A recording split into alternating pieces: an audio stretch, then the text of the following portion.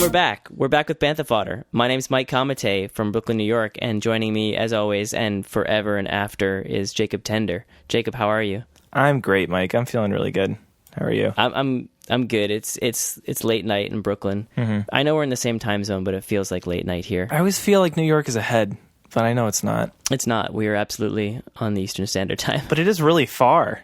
It's far away not to be in another time zone. It is. The East East Coast should have their own thing. Yeah, well, you're in Ohio, and then you have Indiana between you and Chicago, which is where the time zones change, right? Mm-hmm. It's definitely taken me aback a few times driving from Columbus to Chicago, and you think you're going to be on time for a show, and you're just not on time for a show because you're an hour late. Yeah, exactly.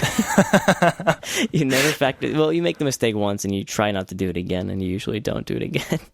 I just hate getting on a plane and having my time set, and then expecting to have a really short flight down to Atlanta or something like that, and then getting off the plane thinking that I'm late, but then realizing that because I've been on the plane with airplane mode that my phone hasn't caught up yet, so I'm actually good. You ever had that? That freaks me out because I'm like, wait, this plane was supposed to land 20 mints ago, 40 minutes ago. What's happening? I'm going to miss my next connection. And then you land and the airplane mode goes off and everything goes back to normal and you got an hour to get a Cinnabon. I usually just miss my connection regardless. That's kind of my MO. It's just missing flights, missing connections. I've never missed a flight, and that terrifies me. The thought of missing a flight absolutely terrifies me. It's not as bad as you think. I missed my last flight. It was like a 7 a.m. flight, and I woke up at 4 to get there on time. And I'm very cheap, so I will not pay $40 to $60 for a cab in New York City to the airport. So I take the $2.50 train ride, and that is what got me, is trying to catch a train at 4 a.m. in Brooklyn, New York. Oh my gosh! And that's an expensive thing to miss, though.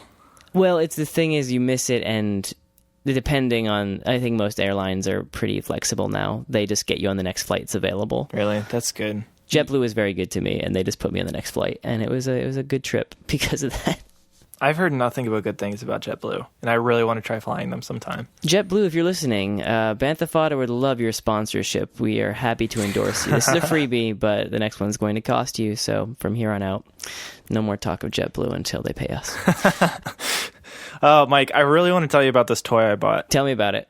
Okay, so I've been waiting on this thing for a week because FedEx couldn't find my house for some reason, but I got this Star Wars toy from Target last week, and they had a sale when The Force Awakens came out on DVD and Blu-ray, and they had like $25 off or something for orders over $100. So I got this Elite Special Forces TIE Fighter. It's the First Order Special Forces TIE Fighter, and it's the Black Series edition, so it actually fits 2 full-size Black Series figures inside the cockpit. Okay, so there's one pilot and one gunner then, right? Yeah, it comes with the one pilot, and I guess you can just put whoever you want in there, but it's huge, and it's sweet. I haven't even opened the box yet. It's sitting next to me, but I'm looking at it right now on Target, just looking at all the details, and I am so excited to get this thing hung up. I was actually, there was a graphic that came up on the internet this week of all the TIE fighters that are out there, and I was just looking at them all and marveling at how many they could come up with.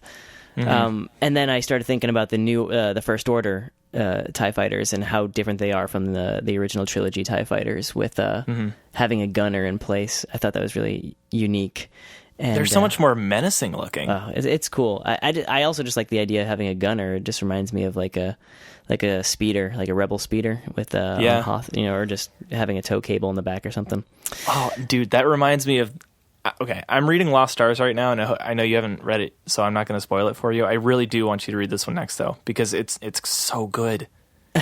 It's so good. This is the best Star Wars book that I have ever read. It's just, it hits me right in the feels. I don't know if it's the best as far as like adding to the story goes, and I know that's something you really like, but it interweaves throughout the entire original trilogy, and it just follows like two characters that go 2 very different directions as they grow up, and it's really interesting, but a couple of characters from the original trilogy show up that make it really interesting. Ask me if I've finished Aftermath yet. Mike, it's been a couple months. Have you finished Aftermath? Hell no.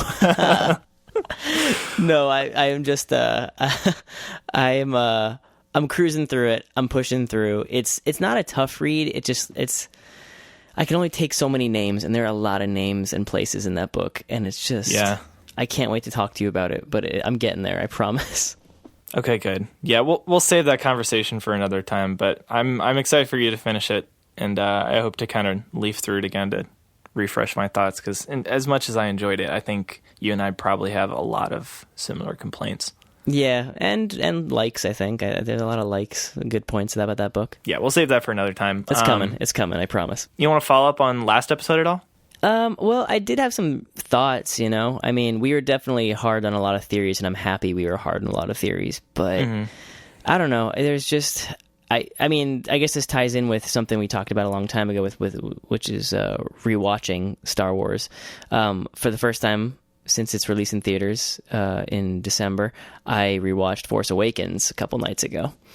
And I did it with my two roommates, and I will say that I will stand by my original thoughts and say that I'm happy I did it the way I wanted to, and waited till it came out instead of seeing it again in theaters. Okay. It was just kind of like the whole movie kind of glossed over in my mind, and then I was redefining it kind of and seeing all the things that you had pointed out to me, and that the forums had pointed out to me, and random people on the internet had pointed out. So it was good. It was good to kind of put it all together. But at the same time, after the movie finished, my roommate just looked at me, and she's not a huge Star Wars fan, and she goes, so Rey is Luke's daughter, right? And I was like, and I took my Bantha Fodder stance, very strongly, and just like, no way, absolutely not. And she's just like, okay, but she's his daughter. Like, she just thought I was messing with her, and I was like, no, and she's like, well, why not? I'm like, it just doesn't make any sense. Like, I mean, I can see why you'd say that, so it sort of makes sense in that respect. But, and then my other roommate, he was kind of like, no, it's definitely, he's definitely, I mean, Rey is Luke's daughter for sure. And I was like, I just don't. Well, I think the issue is that it seems like the obvious choice, right? I mean, we talked about this last week, like her being Luke's daughter, it follows the trend. And it seems like the obvious fit as far as the story goes, as far as it's gone so far. So I totally get why maybe the more, I guess, general population watching Star Wars would probably see that and think, oh, well, of course, they're going to have another Skywalker, I'm your father sort of moment. So I don't know. Do you think that's what's going on, or do you think that they want that for other reasons? No, I think they are definitely thinking that way, in terms of there has to be another Skywalker, why else the lightsaber call to her and whatnot. But I don't know. I don't know if I'm relying too much on story writing technique and and what I think would be right. And that's the kind of the thing that I came to realize, and what their assessment of it was, is that everybody takes so much baggage with them into a Star Wars film. They take everything that they've accumulated over their life and their experience with it. And not just Star Wars, they take their story writing skills and their story writing interpretations and what they think is a good movie and what they think would make a good movie in the future, or a good sequel.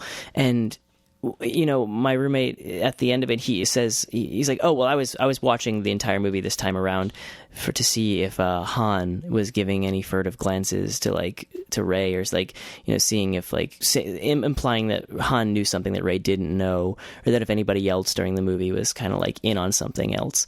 And he swore up and down that he saw those glances, that he saw looks in Han's eyes, and I would never admit to seeing that, but that's kind of what occurred to me, is that how subjective watching this movie is, and that everybody takes their own thing away from it in the end. And there's nothing I could do to budge him on that. Yeah. Being and how could you? How could you say no, the way that Han is looking in that scene is nothing to do with what he knows Rey is, because that's what he believes. And right. I know what I believe.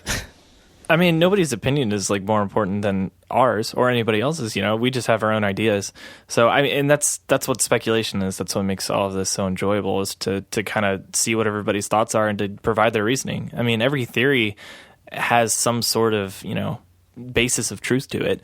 Some of them are more ridiculous than others at a macro level, but once you dig into it, there are definitely spots where I could see why that makes sense, or why at least you might think that, even if I don't.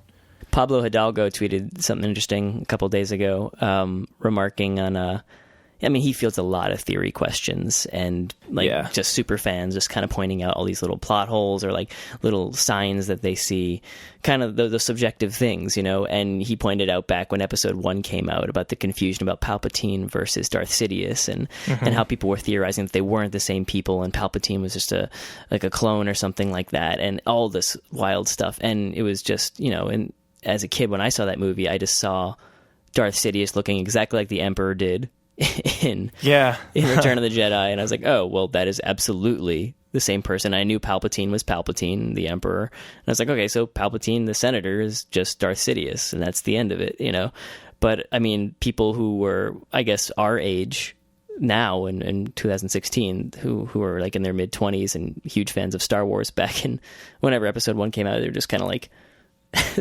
they overthought it, but it ended up just being an Occam's razor situation where the simplest thing, it's just the same dude. And so that's kind of what I think about with Rey. When Pablo Hidalgo brought that up, I was like, oh, well, maybe it is Occam's razor. Maybe we should just be ready for Rey to be Luke's daughter, and that's just going to be it, Yeah, I flip-flop back and forth on it. I keep thinking, like, no, there's no possible way they'll go that route. Like, it's just too obvious. Right. It's too easy. But then on the other hand, like, it's, it's proven to work. Why fix what's broken? Why change the pattern? So, who knows? Either way, I'm going to live with it. We might be eating crow come 2017. Yeah, well... I hope we don't. I still really hope that they make it a little more mysterious than that. I don't want it to be explained out in episode 8 by, the Luke and Rey father-daughter bonding moments. I think while that might be a little different than what we've seen so far in the Skywalker lineage, I still think that there's room in this galaxy for more powerful Force users that are outside of the Skywalker family, Oh, yeah. Well, again, these are all hopes and dreams of ours and what we wish, but only Disney's got the final say on this one. That's true. So I got a user email on episode 7. Really? Yeah, they brought up a cool little point about something that you said about not accepting Rey's role in Han's death. Mm-hmm. That's something you obviously stuck to really well, but later on, you did make reference to and blame Qui-Gon Jinn for Vader's outcome. So I just wanted to know if if you had anything to say on how you could say that Qui-Gon Jinn was the reason for Vader becoming Vader when Rey couldn't possibly have had any role in Han's death. Because that's the most boring reason why Vader became Vader. That's the cause and effect thing that we talked about. Like, sure, Rey had to do with Han Solo's death, but in a cause and effect way where, Poe Dameron getting captured was part of that too. Because then BB-8 got separated and ran away and ran into Rey and set off the whole chain of events. That's a boring way to look at it. It's the same way that Qui-Gon Jinn wanting to train Anakin in the first place was. I mean, Anakin became Darth Vader because he wanted to keep his wife alive because he saw her dying in childbirth. That's how I see the change from Anakin. Anakin was Anakin, as best as we can see in all the prequels and Clone Wars. He's just he had a lot of personality traits that were kind of favoring the dark side in the first place, but in the end it was his love for Padme and like desire that led him into the depths of the dark side. It's a good call out. Yeah, I don't think Sam, who was the user, I don't think Sam Fox was trying to call you out or anything. He just wanted to bring up that point and just kind of see what your thoughts were. So that was a good response. I think you're right. I think as hard as I drive home, the whole it's Rey's fault thing. Like, yeah, there are obviously a lot of factors involved, and you can think whatever it is you want to think. So subjectivity is going to be the theme of this episode. Apparently nothing matters, and it's all whatever you think. I guess, yeah, you being the royal you, I guess. Right. Or just you as in you, listening now, you, Tim. Who is your person a few episodes back? Jim? No, it was like a way worse name. It was like Bob? It was like Art. Oh, yeah. Yeah, I don't know. Someone can listen back and find out. I don't even know. It'll be a different one every time. Tim is the go-to for Hello Internet, so we'll have to come up with our own Hello Internet, or listen back to whoever it was last time. On the subject of subjectivity, I mean, I guess tonight's topic is wholly subjective because we came at it on two totally different angles, I guess, in terms of excitement levels. Yeah. Rogue One, the trailer dropped last week.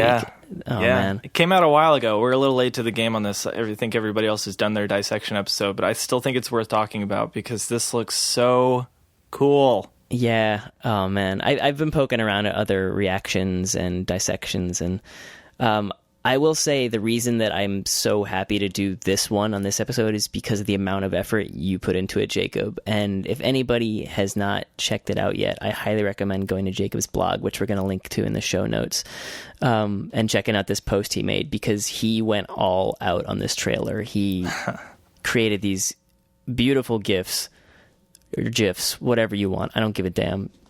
GIFs. Okay. For you, it's gifts. Subjectivity. Oh my God. But anyway, these are hover over GIFs. So if your cursor kind of hovers over these GIFs, they start moving, and I think that's a really cool feature. It will take you roughly 2 hours for the page to load, but come on, it's definitely worth it.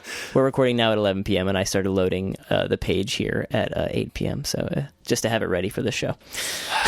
That's a little unfair. 2 hours is a bit much. It does take a while to load. These are high quality GIF images, and I've been doing my best to try to get it down. I've been looking at some other options, but as far as the time constraints that I had went and my technical know-how at the time, I did the best I could. I had to learn some jQuery and I know nothing about jQuery. So everything that you see in this, I learned in about 10 hours in making this post.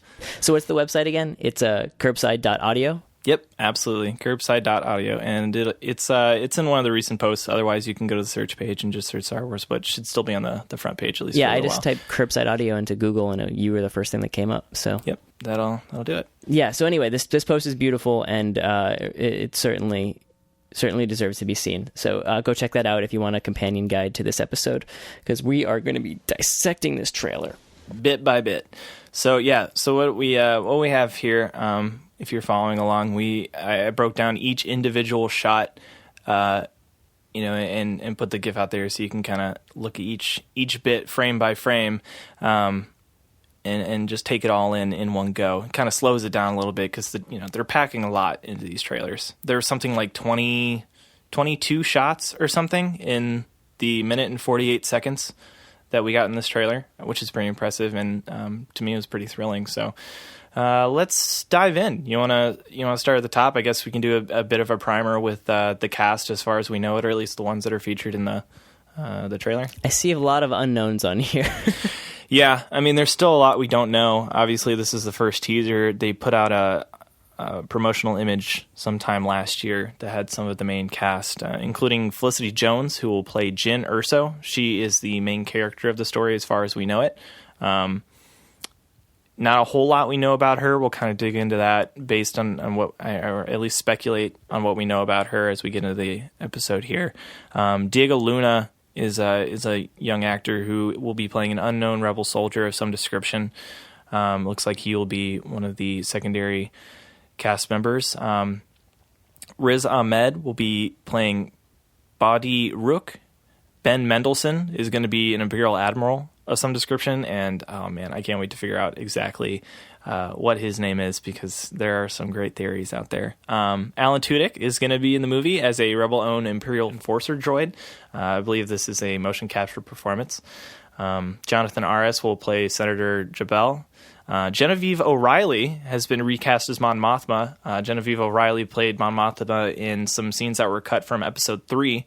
So it's kind of great that, a decade later she's brought back into the fold by Lucasfilm to reprise her role as Mon Mothma, and she is a dead ringer for the original actress. So absolutely. I did a double take when she came on screen. Really exciting. Awesome casting. Alistar Petrie will be a rebel general.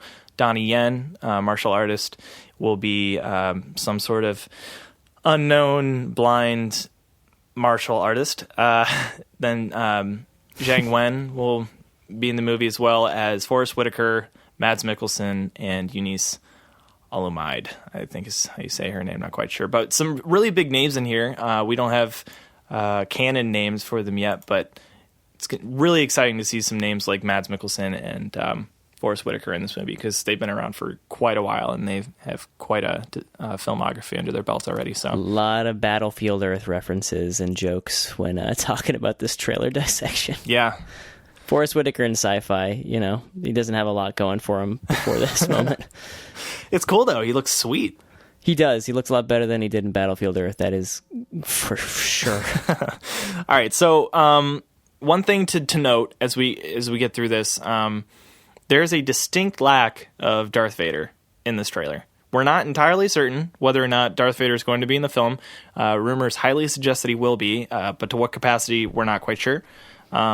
There have been recent reports that suggest that Spencer Wilding will play Darth Vader, and you might remember this actor as the guy at the prison in Guardians of the Galaxy. He's the blue guy who takes the tape deck.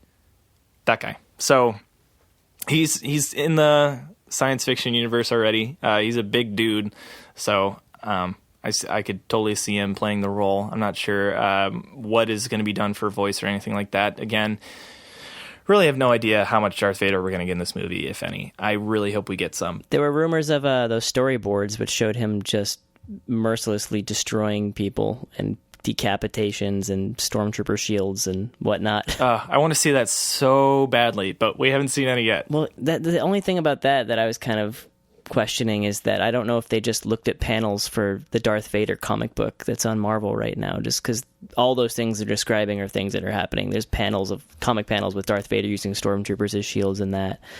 So I don't know if people were just like getting overexcited about Darth Vader, but that was in Star Wars news recently, those storyboards. Very cool. I mean, can you imagine how ruthless would that be? That'd be so great. 'Cause so far, really all we've got of Vader is just him marching angrily down a hall and like a really bad sword fight with Obi-Wan, and then his battle with Luke, which honestly wasn't that much more impressive. So yeah, I think it fit the character well, but I will say, as long as he's not flipping like Yoda did in episode 2, I will be totally content with Darth Vader being in this film. Yeah, I just want a little blood. This movie promises to be a little grittier, so I want a little blood. Yeah, God knows we definitely need some more gritty sci-fi. It's not enough of that. Well, it beats what we're probably going to get out of a majority of the episodic movies under Disney's control. So, oh my God, I can't wait for the romantic comedy. It's going to be great. Or the Judd Apatow directed Netflix feature. Oh my God, Bosk. Oh man. It's just about a family of Jawas, all voiced by Paul Rudd. And they all just say... It's just not in English, subtitled completely. And all the voices are done by Bill Hader. All right, let's dig into this. First shot. Okay, hovering over the first shot here. What do we got, Mike? Something I'm really excited about for this movie, maybe one of the only things I'm excited for about this movie besides the possibility of Darth Vader, is the old Rebel aesthetic that we're going to get. That old Episode 4 kind of helmet on all the pilots, and just those cool jackets, that we kind of got to see throughout the original trilogy that kind of were just dismissed for robes in the prequels. So yeah, I'm just, that's going to be great. Yeah, just looking at this first shot, we've got Jyn Erso. She's walking down a hallway. It looks like she's handcuffed, and she's being led by 2 rebel enforcers of some description. They have large white horseshoe crab helmets on their heads with giant chin straps. Looks very 80s. I love the opening scene from episode 4. It looks great. I mean, there's not a whole lot in the shot. It's kind of dark. But, as they walk through the doorway, you see a bustle of activity in what looks like a hangar, and that's what we're going to see in the next shot. But an important thing to note that in the background of this, we begin to hear a new take on Binary Sunset that is composed by... how do you say his name, Mike? Desplat? I don't know. Alexander Desplat. I have no idea. I'm not French. I don't speak French. Alexander. I'm going to say Desplat. However you say his name, this guy has a ton of music credits under his discography. He's got Grand Budapest Motel, The Imitation Game, Twilight Saga, Harry Potter. This guy has scored a lot of stuff, and he's getting his hands into the Star Wars universe, which is cool because this will be the first Star Wars feature that isn't scored by John Williams. Oof. So this first bit of the music that he's creating for this movie is a twist on the Force theme classic. It's a bit darker. It's played in I believe this is a minor key, so it's a bit more somber.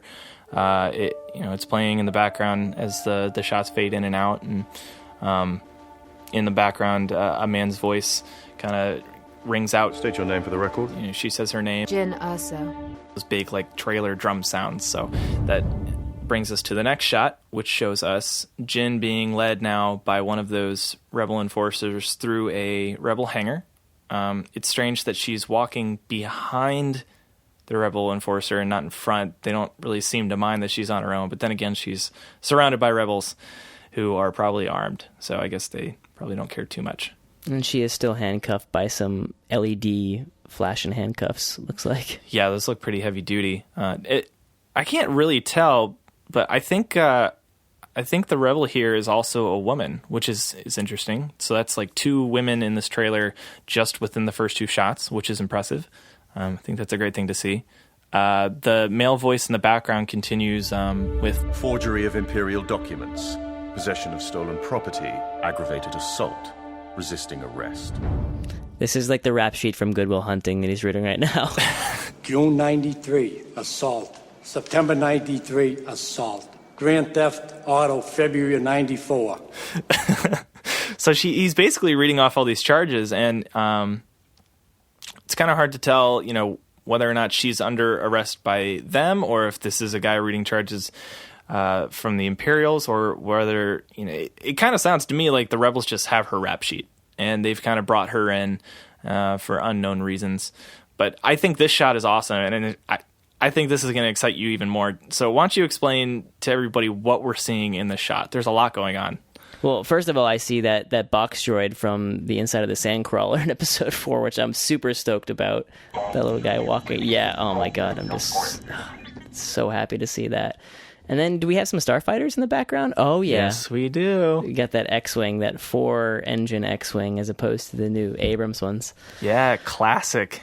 I like the new ones. I think, obviously they're a lot more sleek because they cut down each engine by half, so they fold together and make a perfect circle. But I like these old ones, man. They're so cool. They're big.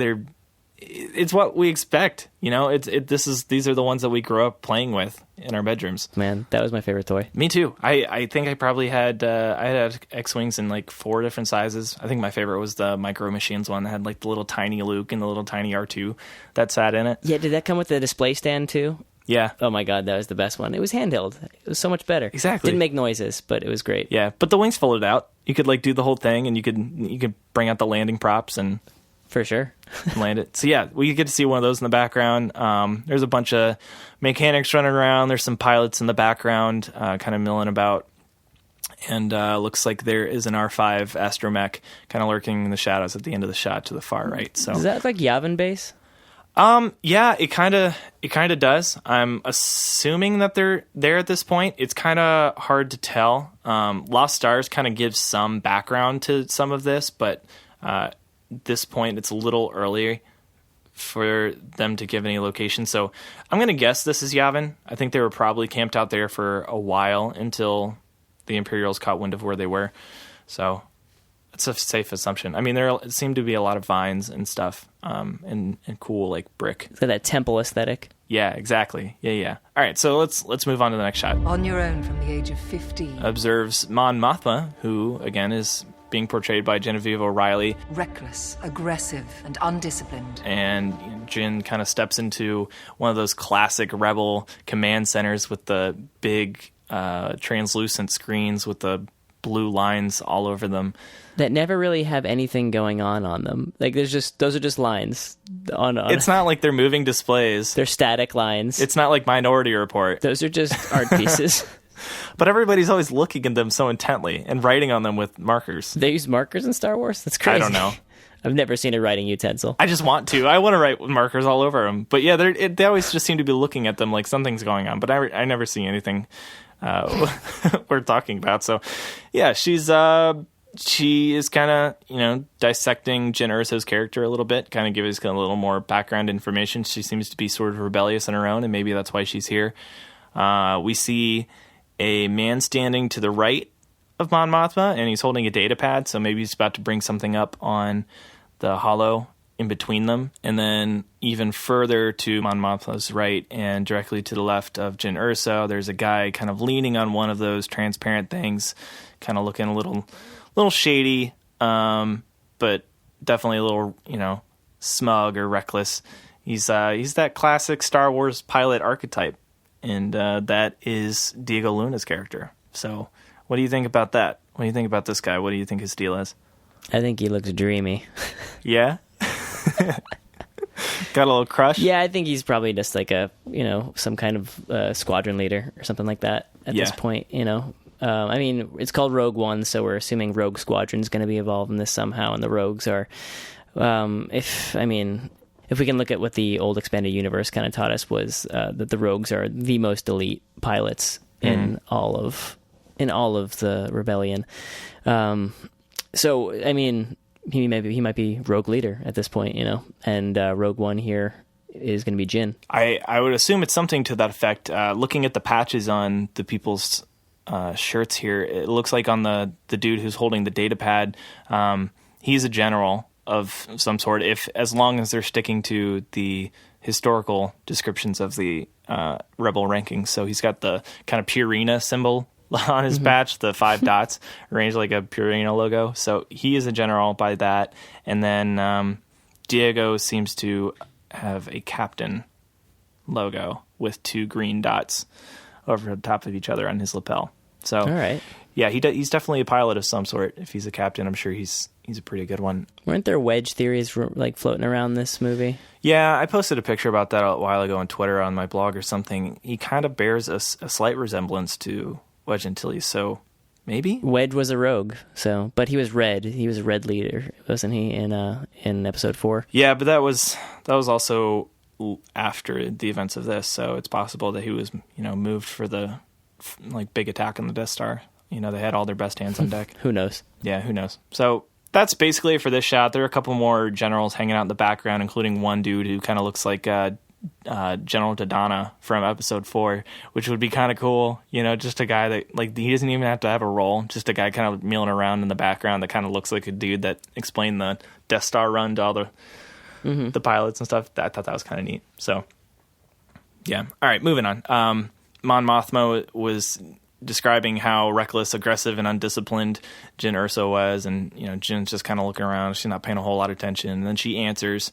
This is a rebellion, isn't it? And then you see this sequence of action shots where at first she's peeking around a corner, and then she is bashing the living crap out of some stormtroopers. It's kind of awesome. This is making you very excited. I can hear it. I'm so excited. I am a huge Felicity Jones fan. I've been following her career for a couple of years now. I saw her in a movie called Breathe In, and I absolutely loved her performance. She's an amazing actress. I'm really excited they brought her into the Star Wars universe. And this shot, just it's so cool. She's just following this path, and she's looking around a corner. It looks like Alan Tudyk's robot character is following behind her. Then, you hear this heavy whack, and the shot changes from her lurking to her just smacking a stormtrooper in the head. Just bare-fisted punching a helmet. She's just hitting him right across the skull, and then more keep appearing, and she pulls out it looks like she actually grabs one of the stormtroopers' blasters. This looks like a stormtrooper issue blaster, and then takes a shot at another guy, and people are running around all over. There's a big explosion. She's pulling Diego Luna's character down to the ground to save him from the shrapnel and the blast. Just looks really cool. So she's like, this is a rebellion, isn't it? And then there's all this activity, and all of a sudden it calms down again, and it just shows her back in the command room with Mon Mothma, and she just says very clearly, I rebel. I rebel. And I love this line. Every time I hear it, I just get more and more stoked, because she's just so confident, and it just seems that she knows exactly what she is. And at this point, it seems pretty clear that they're bringing her in for something big, and she may have been a rebel on her own, but she's finding herself now in this situation where someone else needs her help, and kind of seems like she's the right girl for the job. in imitating this line to somebody, just relaying kind of like the quotes, they asked me if I was doing a Terrence and Phillip impression, like a South Park character.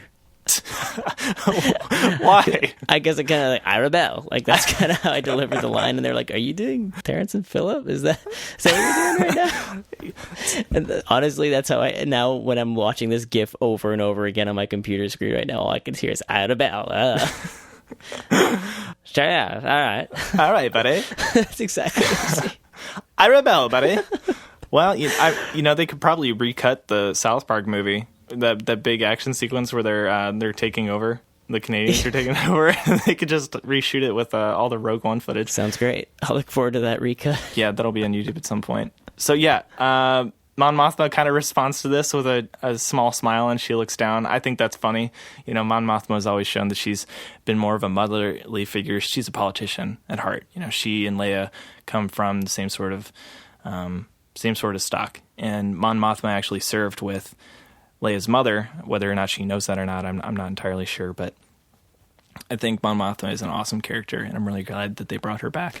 Hopefully she has more than just like a one scene role in this movie, I can't imagine she'll get more than 5 minutes of screen time, though.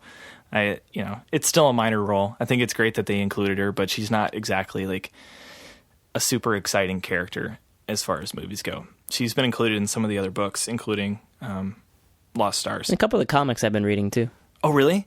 Yeah. Okay, cool. I haven't caught up with all the comics, so that's awesome to hear. Yeah, it's great. She's one of the great Star Wars characters. Like, she's iconic. She didn't have a huge role in Star Wars Episode 4, but everybody remembers her. It's so odd to describe someone as iconic who had such a small role. I don't know. But she is. Like, she was a very, obviously she was an influential person in the rebellion, but she's a woman. Like, that was a big role.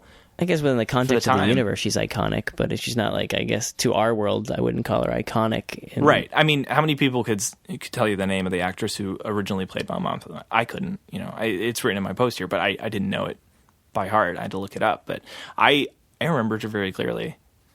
Mm-hmm. So that's the end of her, at least in the trailer. We get the Lucasfilm logo next. This is changed from Force Awakens? A little bit. They seem to change it up based on the movie. This one is very shiny, but also sort of smudged. So it's kind of like a tempered steel, maybe has seen a little action, but it's still slightly polished. So it's just kind of settling you into that sort of rugged feel that I think Gareth Edwards is sort of going for in this movie. Mm-hmm. I think it works. What do we got next?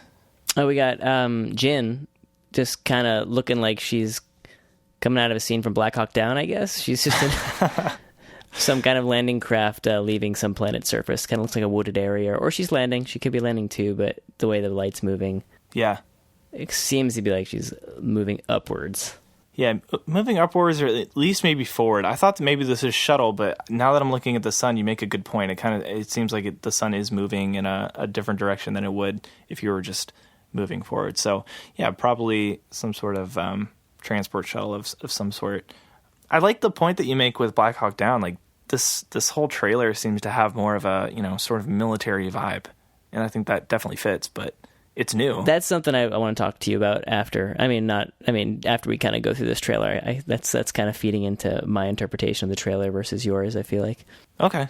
Mm-hmm. All right, fair enough. Moving on. So, in the background, we hear... We have a mission for you. A major weapons test is imminent.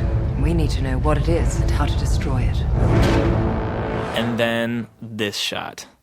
Mike, please explain to the listeners this amazing piece of photography. What appears to be a Lucas wipe, but is actually just a giant shadow moving across the face of the newly constructed Death Star. And kind of in the foreground, we get this really classic shot of a Star Destroyer. So happy about that. It looks just like one of the models. It's beautiful. This looks amazing. And it's a lot shinier than, or maybe a lot brighter and more white than the Star Destroyers that we saw in the original trilogy. I've been reading up on this, and some people are saying, well, that's not really true to the Star Destroyers that we saw in the original trilogy. Like, they're a lot more gray and a lot more dull. And you know what? this is the beginning of the Empire's gigantic fleet. So I'm going to say these are how they originally look. And in the original trilogy, they're just a little dirty because they've been fighting a war. So I think these look sweet. Like this brand new Coke White Star Destroyer. And it's just like, it's like an it's 80s totally, drug dealer. It's pimped out, man. It looks awesome. And you just see it in like like you said, that wipe. I totally thought that was just like a George Lucas wipe. And then you see the texture behind it, and that's so obviously Death Star.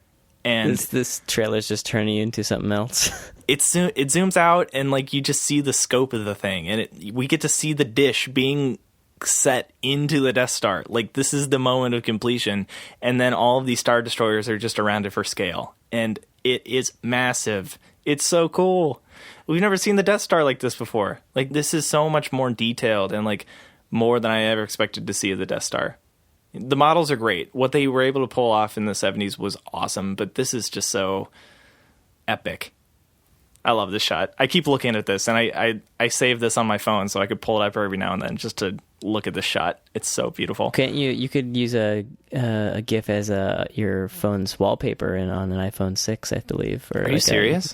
Well, I think you can make one of those live wallpapers? Yeah, those live wallpapers with it. And you could just, every time you open your phone, you could just see it happening. It's kind of like a live photo. Yeah, but the aspect is wrong. Absolutely wrong. It would look terrible. It may be right if I flipped it, but that would be kind of funny. It'd be like the Star Destroyer was sinking. The enemy's gate is down, though. Have you thought about that? What? Ender's Game. No, not familiar. In space, there is no left to right. There is no up or down. So that Star Destroyer very well could be pointing down right now. Fair enough. Yeah. Enemy's gate is down. So anyway, the lighting in this shot is really what gets me. I just want to know what the light source is, because it's just so bright and white, like you said, on that Star Destroyer. And just the idea of, like, I know it's CG, I know this is all computer generated imaging here, but it just, to me, it just speaks of like moving cameras around a model, like a tiny model, just like in the 70s. I'm assuming they're near a sun of some sort, some gigantic solar light source of some sort. I mean, they have to have something so they can build this thing. I mean, they can't build it in the middle of the space without any light source. So I'm really excited to see this one on a gigantic screen. I'm going to see this in the biggest possible IMAX screen that I can find. 4D. Every D. I want 5D. I want that thing going up my nose. Coke White. Jesus Christ. I'm sorry. Okay, so Is that clear? ask the general back in the command room, and Jen Erso responds with some sarcasm and this glint in her eye, and she has no respect for this guy. And she's just like, Yes, sir. That's because she's a rebel. yeah, She she's rebels. a real rebel. She rebels. She's a and rebel to the rebellion. She's got no respect for anybody. I can just tell by looking at her. She's a street rat, I can tell. She came from the streets. She's pretty cool. I'm excited to see more of her.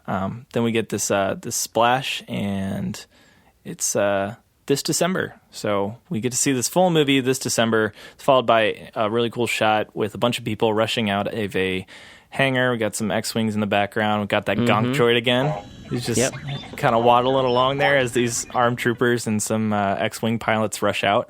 I didn't pull any stills of these pilots, but I did see some taken around that it's possible that some of these pilots were ones that we actually saw in the Death Star assault in Episode 4.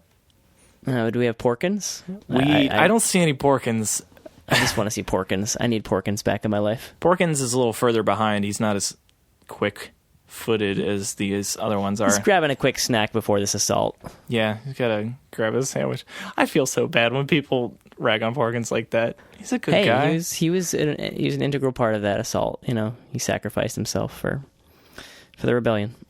All right, Mike. I'm going to let you take this next one and everything that comes with it, because you're a little more attuned to the expanded universe than I am. And there are a lot of theories attached to this shot that I think you would probably be able to give more credit to. Well, I mean, we got a white man with gray hair and a very, very white Imperial uniform on, standing in front of what looks like maybe planetary schematics or schematics for a Death Star, more likely. Would you call this a Coke White uniform? I mean, you got Coke on the mind, man. I don't know.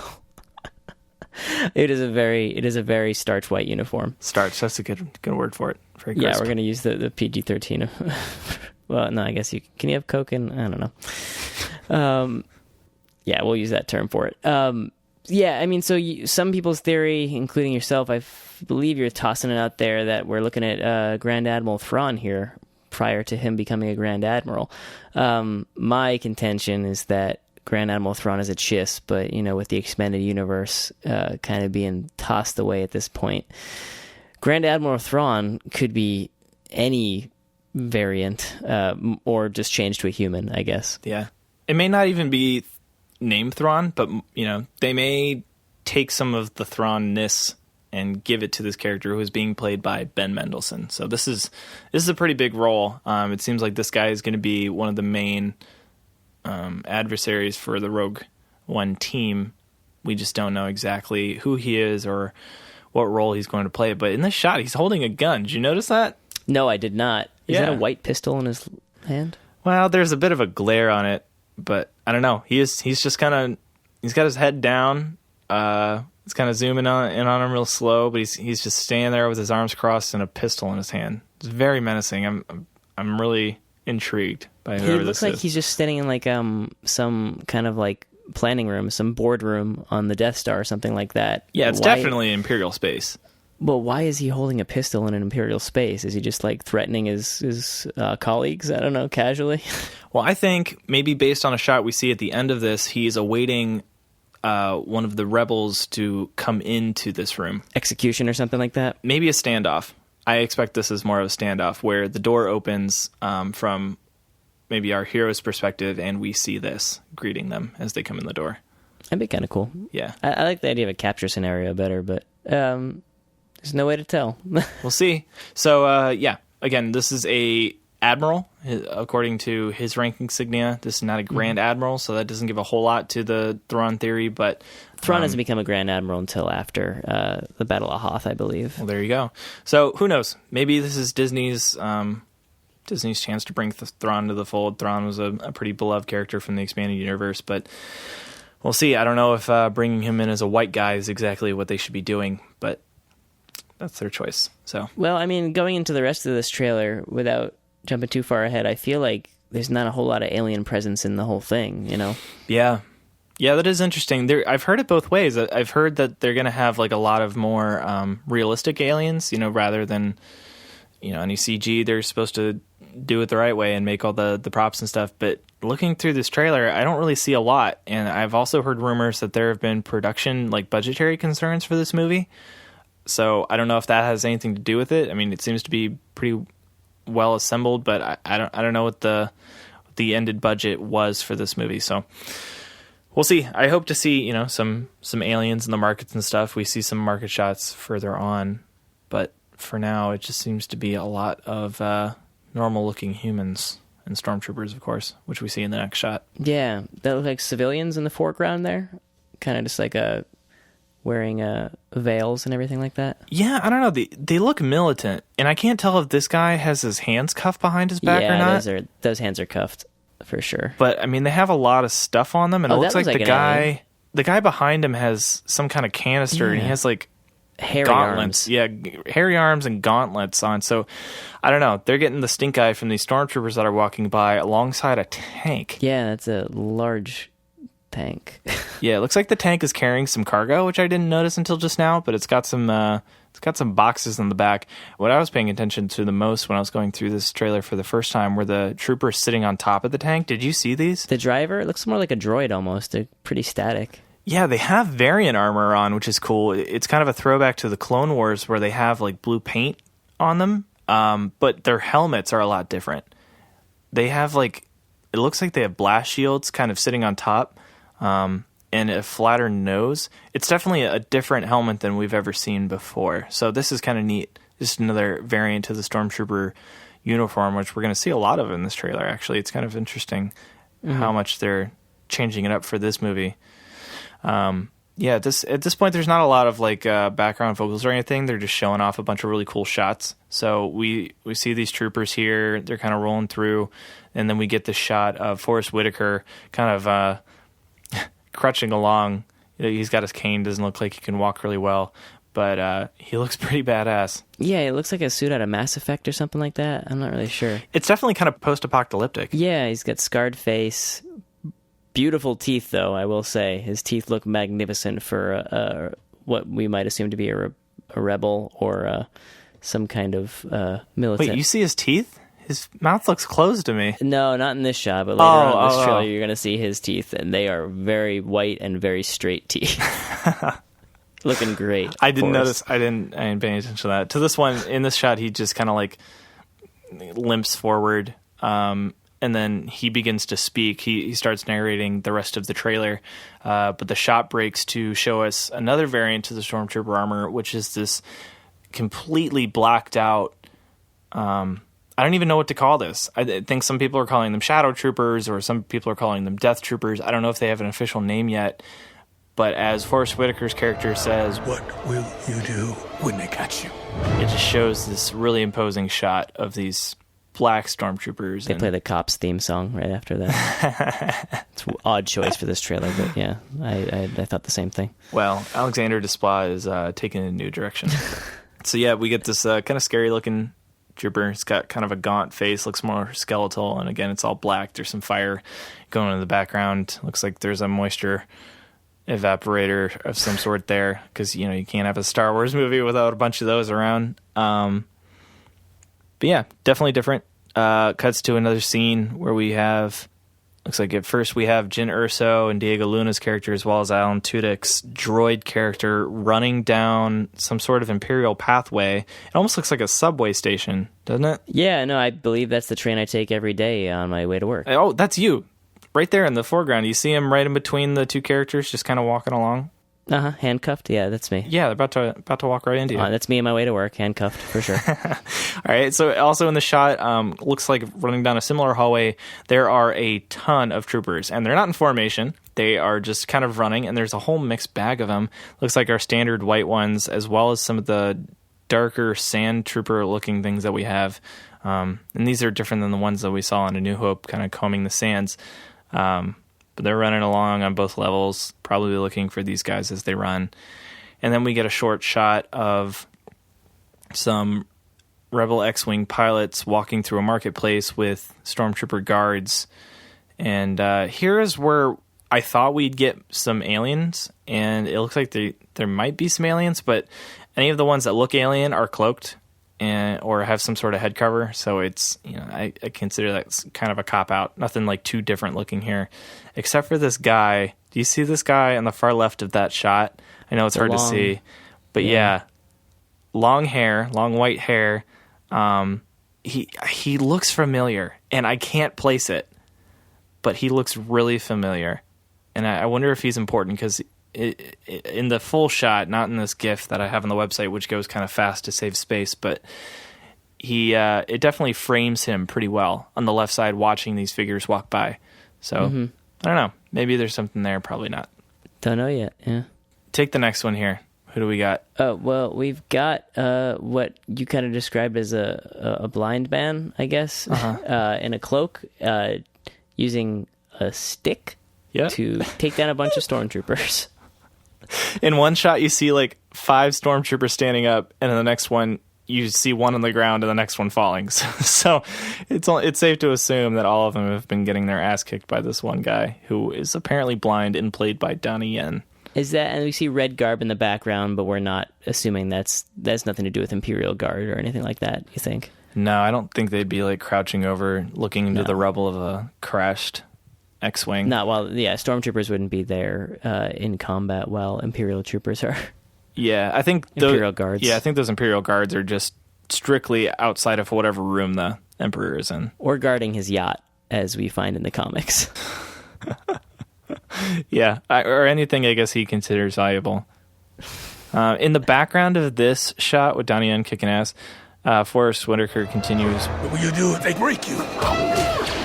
and then it cuts to this other shot where we get some more of those dark-looking troopers firing some pretty heavy guns towards what looks like some sort of, maybe antenna station of some sort, communications array, or Looks like a landing shuttle. it does. I slowed the shot down and went frame by frame to kind of look at it, but it's definitely not a ship. It kind of looks.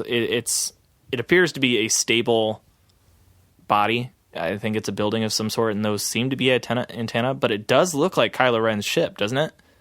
With those wings. Yes, it does. It looks like 2 of them back to back, actually. Yeah, they blow it up, and we see a rebel kind of taking cover. I was gonna say it's hard to tell whether or not he's shooting at that or they are, because he's carrying an even bigger gun. Kind of looks like a grenade launcher of some sort, or a rocket sniper launcher. rifle. Yeah, or it's something. It's got a scope on it. It might be a sniper rifle. But it has a really big barrel. Silencer.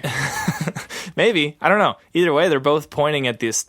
Well, he's very directly pointing at this thing, but then taking cover after it blows up. So I don't know. Maybe this is Rebel. Maybe this is Imperial. It's hard to say. I mean, what I do know is that Admiral is definitely getting his cape all dirty and messed up when he's walking through that friggin' swamp or whatever. Yeah, but this shot is so cool. He's just walking straight towards the fire. Yeah.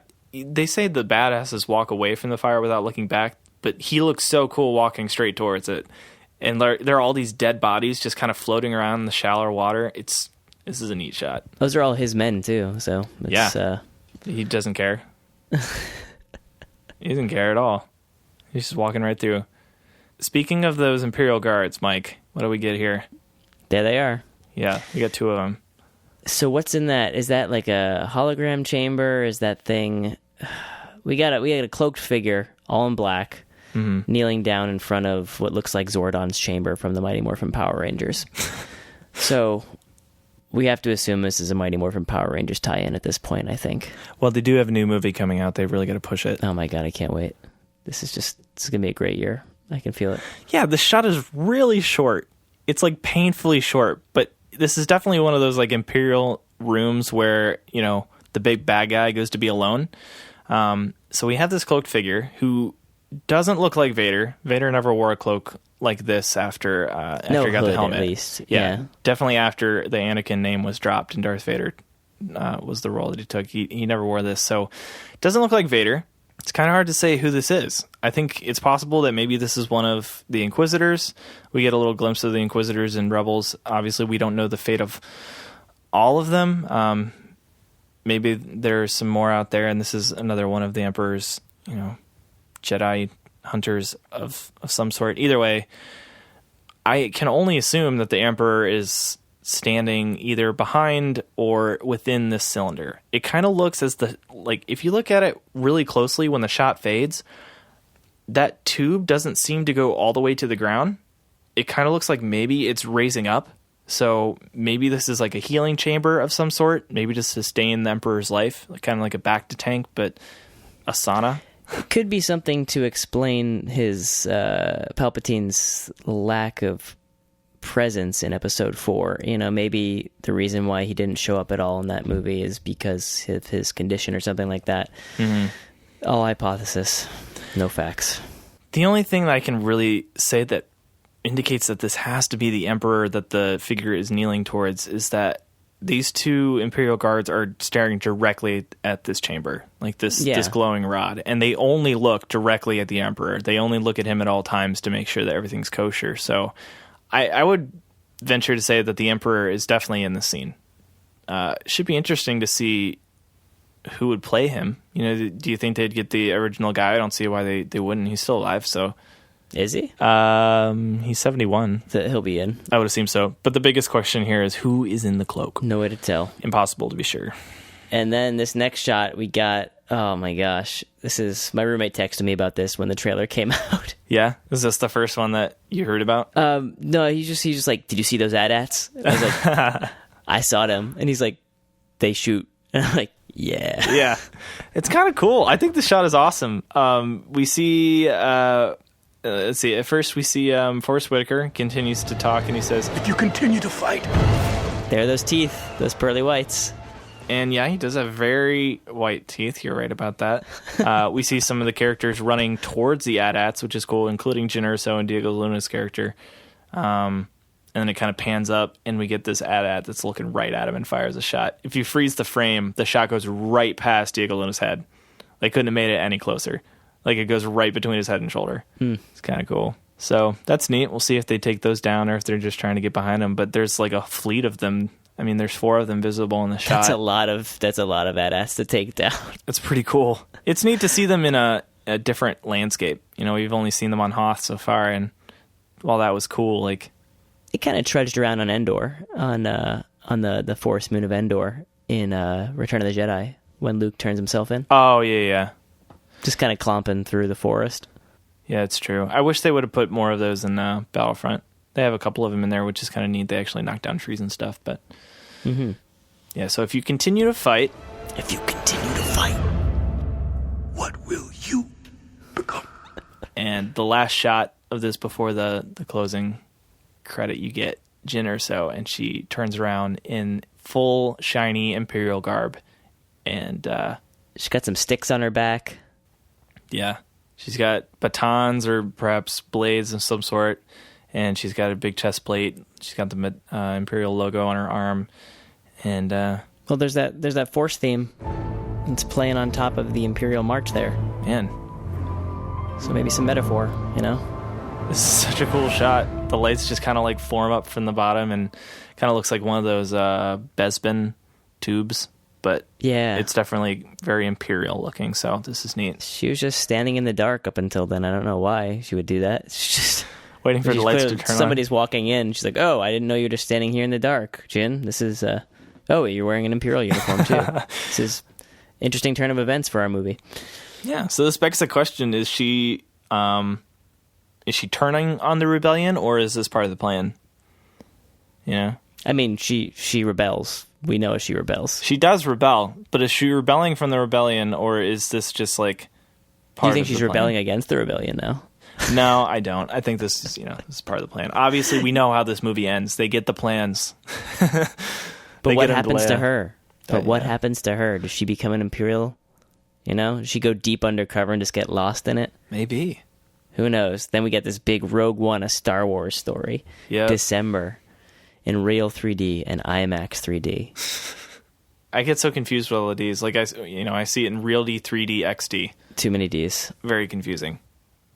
It should be good and bad. Those are the 2 ways to watch a Star Wars movie. Good and bad version. And there's really no way to tell which is which. You just go in. Bad version is when you go to my local theater. The sound's cutting out. Yeah, the sound's cutting out because the speakers blew in the first showing. Oof. Bad times. I'm excited for this, Mike. I think this trailer was sweet. I think the movie is everything I hope for it to be. And honestly, from the start when they announced these new movies coming out, I was more excited for Rogue One than I was Episode 7. And that's not to say that I didn't love Episode 7, because I do. But I love the potential of these anthology movies even more, because it gives Disney and Lucasfilm an opportunity to explore the Star Wars universe outside of the Skywalker storyline. You know, it's a very linear story that we have so far, and even this one is tied into that original story, but it's different, and it has a different tone. And I think that's an awesome thing to see, because one of the biggest complaints, at least with Episode 7 and the possibilities and the rumors that we're talking about with Episode 8, is that it follows the same tone, and that it's getting a little dry, and that they're kind of rehashing things where they should be exploring new territory. And I think that Rogue One is really going to set the bar for how they move along with these anthology movies going forward. Do you agree with that? Yeah, I do. Do you agree that it's gotten dry, though? Oh. No. I mean, I won't say that, because I love the tone of the Star Wars movies. You know, I want those episodic movies to fit that feel. The prequel movies didn't fit that, and that's why a lot of people didn't like it. So we're getting back into that, but with all the similarities with Episode 7 to Episode 4, you know, I get that criticism. I understand it. It doesn't mean that I agree with it or that I think it's wrong. I think that the way that they move the story along with Episode 7 to sort of echo Episode 4 was great. I think that was smart, and I liked how that turned out. But I like the possibility of them doing something different. You know, I like watching different kinds of movies. I like watching these big action movies set in a more dirty, grimy, war zone type atmosphere. And that seems to be what we're getting with Rogue One. So I'm excited the possibility of that. I'm excited about the possibility of spy movies within the Star Wars universe. And, even like maybe not romantic comedies, but, the more dramatic. Oh, I thought you were going to say Jar Jar. And just, exploring all of the aspects of film that I enjoy, but within the universe that I love, because this is a huge universe. There's no reason why they can't branch out and find different stories and put it within this universe. They can bring it all in. It's space, there are infinite possibilities. So this is just the first step in that. And I'm really excited to see how it turns out and, how the box office ratings go for it, because it's really going to set the tone. They have 2 more of these planned. And I think the way they fund those and the way that they push those with the marketing is going to be a direct result of how this movie pans out. I mean, I don't think there's any way it couldn't be a success at this point. It's not getting the groans that Batman Superman kind of got as it kind of was revealed more and more to fans. I mean, I don't know. I think there's a lot. I think there's a lot this movie has to offer, for sure. It's definitely looking into one of my favorite aspects of Star Wars, which is covert ops and starfighter pilots. Mm-hmm. But this trailer didn't deliver for me. What it gave me was kind of just, I guess, I want to try and remain self-aware in my criticism of this, because I know that fear of change is a big thing driving what people don't like about anything, any trailer coming out. I'm not scared of something different from Star Wars, but what I am kind of scared of is losing the sense of wonder. Do you know what I mean? Mm-hmm. And there's not a whole lot of wonder that's going into this. And maybe because war is real, war is gritty, and maybe it's a more realistic approach to it. This it really strikes me as, like an Elysium type film. This is striking me as almost like a Bourne film, a James Bond movie, more high tech, kind of different setting one, albeit, but really just if you just took Star Wars off of this title and obviously changed the name from Rogue, this would have just been, what's that movie? Edge of Tomorrow, This could have very well have been, an Edge of Tomorrow universe or something like that. I mean, take the X-Wings out of the background and you've just got a sci-fi war film and then without the premise of Star Wars behind it, there's nothing intriguing about it. It's just, what will you become? It's, this girl is conflicted, she's a rebel, but she might become the enemy, and that's it. And I feel like Star Wars is the only thing this movie has going for it in terms of novelty, which is a weird thing to say, because it's, novelty is not something that Star Wars is getting credit for after episode 7. I think that's a good point. I mean, I like to think of it from the opposite perspective, where there are all these great sci-fi movies that, could very well be in the Star Wars universe. Just like I said, there are infinite possibilities. So I can kind of see where you're coming from, where maybe if you were to bring in these sci-fi stories into the Star Wars universe, maybe it's just kind of piggybacking off of the Star Wars brand rather than the actual story. And I think maybe that's just why they're starting out with Rogue One. It's tied into the original trilogy. It's a story that we know happened, but we don't know how it happened. And obviously they feel they have enough of a story here to fill a feature-length film, despite us all knowing the outcome of that. But I think it's a place to start. And I think they're just kind of feeling their way through to see how this is going to go, because I don't think that episodes 8 and 9 are going to be the end of the Star Wars movies. I think they're going to continue to make Star Wars movies for a long time. And I think they know that in order to keep the brand exciting and to move it forward in the way that, a lot of Marvel movies and other things go, you need to branch out and you need to have other storylines to follow rather than just this one linear story that drags on and on. Because otherwise what you get in a couple of decades is, 15 movies and you don't know where to begin.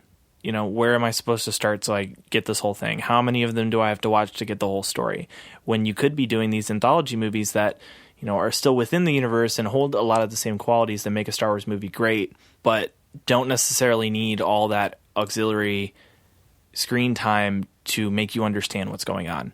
And I think that's something we're going to see as time goes on. And maybe you're right. Maybe those movies will basically just be pretty okay sci-fi flicks with a Star Wars logo attached to the trailer. But who knows? Maybe there'll be some really great ones that we all really enjoy and fit within the Star Wars universe, but don't necessarily rely on maybe the original trilogy or the ensuing trilogies that we're going to be getting in the next couple decades to tell that story and to enjoy it.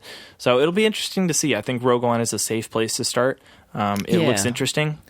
I'm really excited to see the change in tone and to see what story they can add to what we know so far. Yeah, no doubt that it's going to be like a great experiment, I feel like, here. I think they're doing it right, you know? They've got the cast, they've got what looks like they've got a budget, you know? I know you were mentioning problems, but it looks like they've got something to work with here. Yeah. And, you know, they've got the director. I wasn't a huge fan of Godzilla, of Edward's Godzilla. And what else did he do before that? What was his other thing? Didn't he do Monsters? Yes, he did. Monsters was good, but it felt incomplete. You know, very small budget. Yeah, so he did a lot with a little, which is great, which he seems to be really great at doing. But yeah, I mean, this movie, it smacks of Godzilla, it smacks of monsters, it smacks of just sci-fi, and I'm up for the experiment, but I don't know. It's just I hope it doesn't kind of take away from what Star Wars is. It'd be kind of like adding like a I don't know. I feel like maybe this is what Star Trek fans felt when Abrams redid Star Trek in 2009, when he kind of like took this thing that was one thing and made it another, you know, kind of like an edgy, lens flare filled action fest, you know, and that was 2009 versus what had happened before that, you know, and obviously that's fear of change driving any negative reaction to that. Initially, at least, until they actually see the movie, or until it's presented. But yeah, and so it's not a bad thing to kind of change or like mix genre with universe. But I don't know. I guess I'm rambling, but I'm ready for the experiment, and I'm excited for November.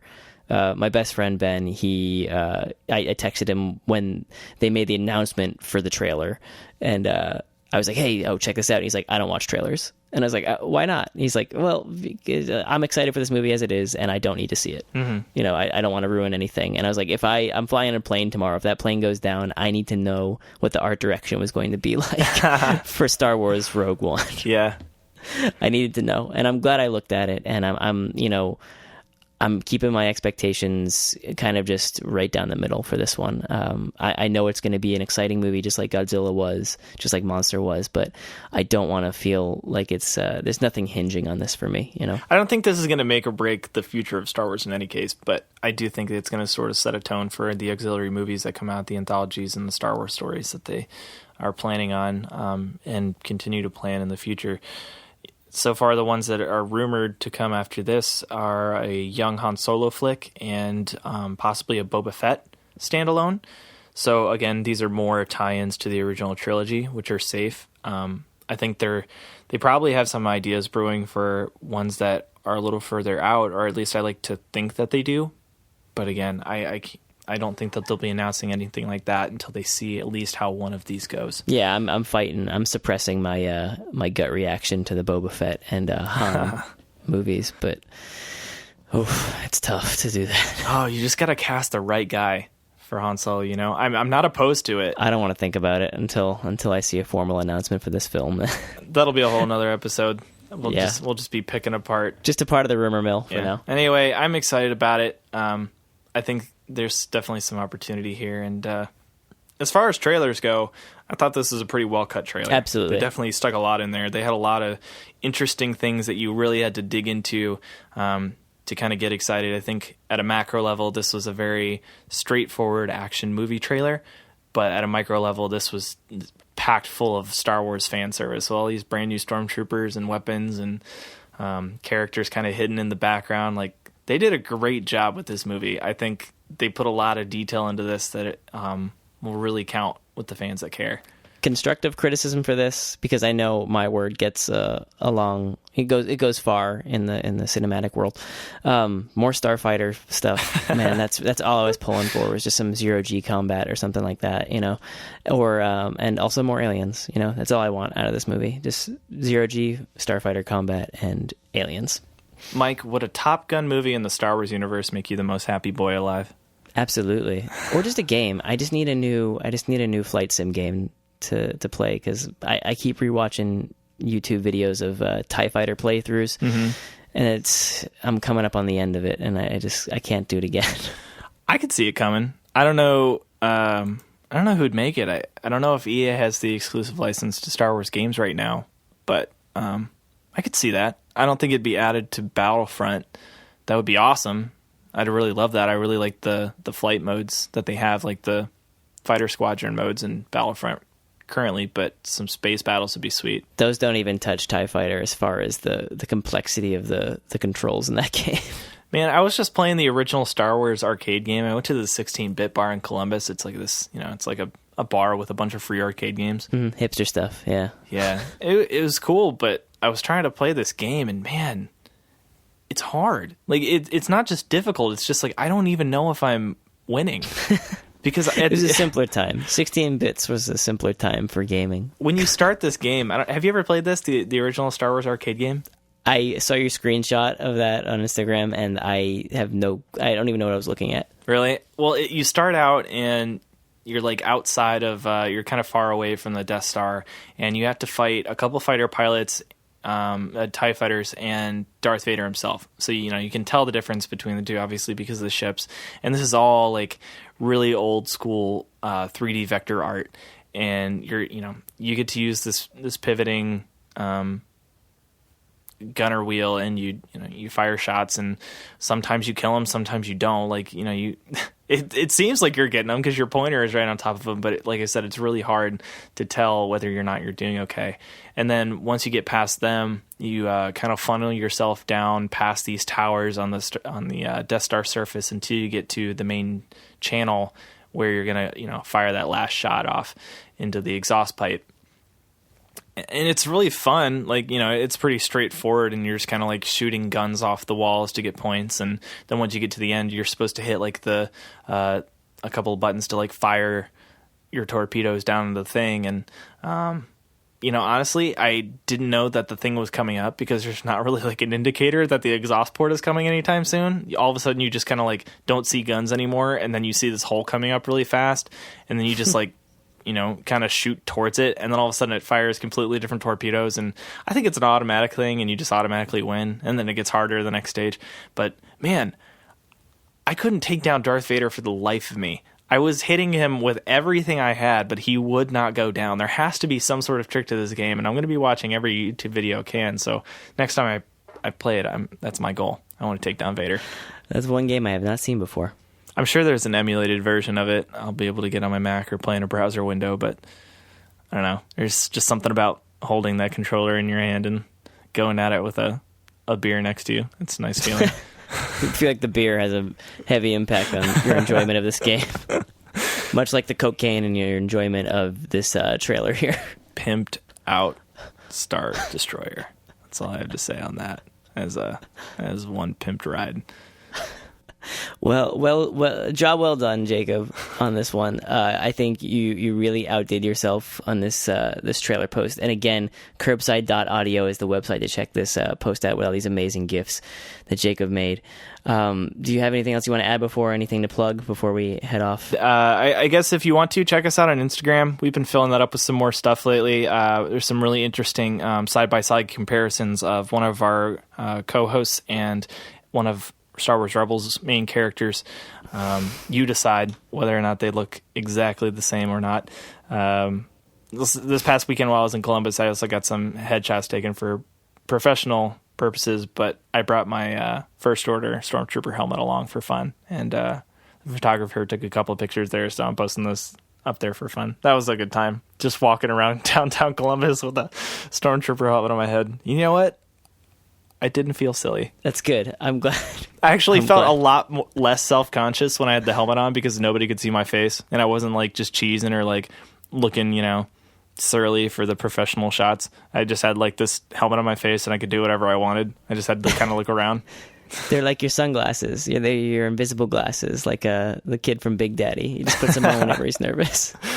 It was awesome. I had a bunch of people at this really cool brewery in Columbus just staring at me outside of the windows because I was taking all my professional photos inside, but then I went in like outside into the sun. I just put a Star Wars helmet on. I was walking around outside. It's just your hat. It's just your daily hat to use. Like, does he have a skin condition? Like, what's going on? But no, it was a good time. So yeah, follow us on Instagram. Follow us on Twitter. We are at Mike Kamate and at Jacob Tender. I recently got my original Twitter handle back. It took 7 years, but I got it. So congrats. Thank you. I was so happy. You can follow us individually, or you can catch us at Bantha Fodder FM on Twitter and Instagram and on Facebook. We'll have links to all that in the show notes and on our website, which is banthafodder.fm. All the show notes will be there as well. So you can get all of your needs at that source. Until next time, Jacob, this time you say goodbye.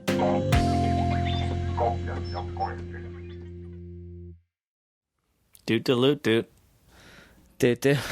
Gotcha.